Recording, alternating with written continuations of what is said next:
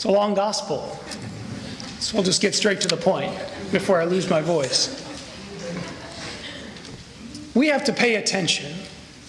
We have to pay attention to what God has done and what God is doing for us. Because sometimes we can get distracted. We can get caught up in the judgment and speculation of the Pharisees. I mean, just listen to them. They say to the parents, are you sure that this is your son? And then they say to the blind man, this man who healed you is a sinner because he did so on the Sabbath. Then they say, you were born in sin and you dare to teach us? There's all this skepticism, all this doubt. And it becomes this soap opera. I mean, we hear it in our gospel. It just feels as though we're stuck in the days of our lives or something. All this drama going on, all these people, all these conversations over a fact that the Pharisees are trying to avoid. The fact that this man was blind and now he sees. And all this other stuff is just a distraction. Not once do the Pharisees rejoice with this man who has never seen before, but now he sees. Not once do they celebrate the fact that he's now able to see. It's all this distraction, all this drama to take us away from the event that happened, that this man was blind and now he sees. And we have to be careful, because this can be us. Those words that we hear in our first reading are a challenge to us. Not as man sees does God see, because man sees the appearance, but God looks into the heart. So often our eyes are filled with judgment and doubt. So often we cover our eyes so that we don't see something that might cause us to change the way we're living. This is what the Pharisees do. It is a self-imposed blindness. And because of it, we see only the petty differences. We see only the faults in others. We see only their weaknesses and their brokenness. And then that's what we talk about. We talk about the brokenness and the sinfulness of others as a distraction so that we don't have to look at ourselves, at our own brokenness, at our own sinfulness. And so often this is what fills our conversation. All this drama, all this doubt, all this skepticism, all this condemnation. And it's a shame. It's a shame not only because it's sinful, but it's a shame because we're missing the best part. We're missing what God is doing for us. So let's not get stuck here. I don't want to yell at you all because I don't want you all to leave church depressed this morning. Let's focus on the good things that God is doing for us.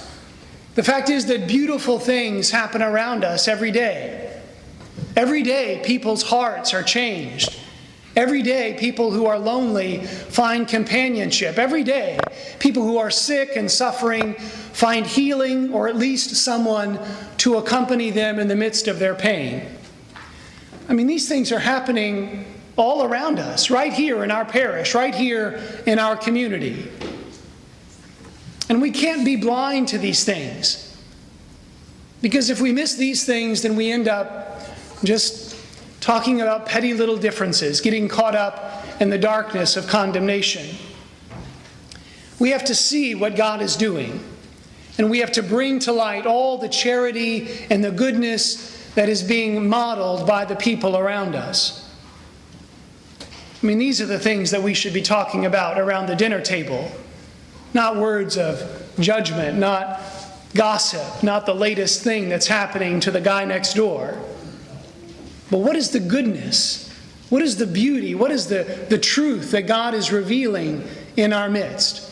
This is what should fill our conversations. Because to see like this brings about something new. It generates a newness in us. I mean, I would have loved to have followed this man who was born blind around the 3 days after he had been healed of his blindness. I mean, can you imagine? All his life, not seeing anything, complete darkness. And then suddenly, everything is new. Suddenly, he can see a tree, not just feel it.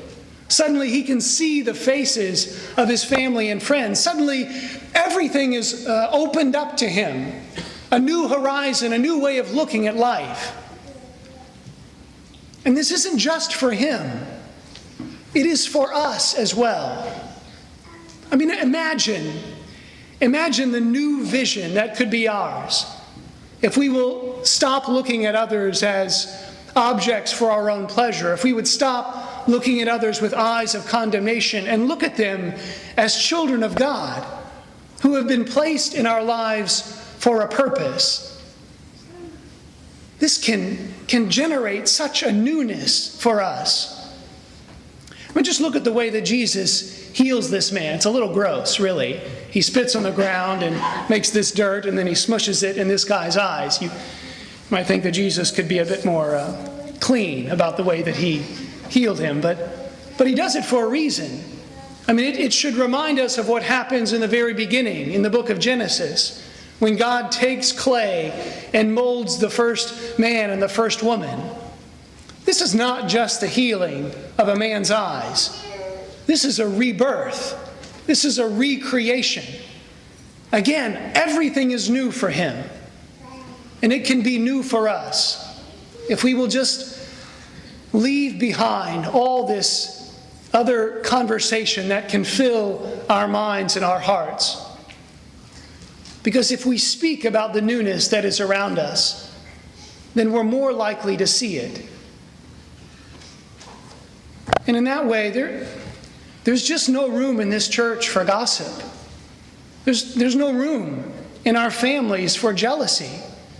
There's no room on our phones for text messages that generate anger and this vengeance. There's no room. There's no room for that here. But there is plenty of space for words of hope. We've got all kinds of room for talk of unity and peace.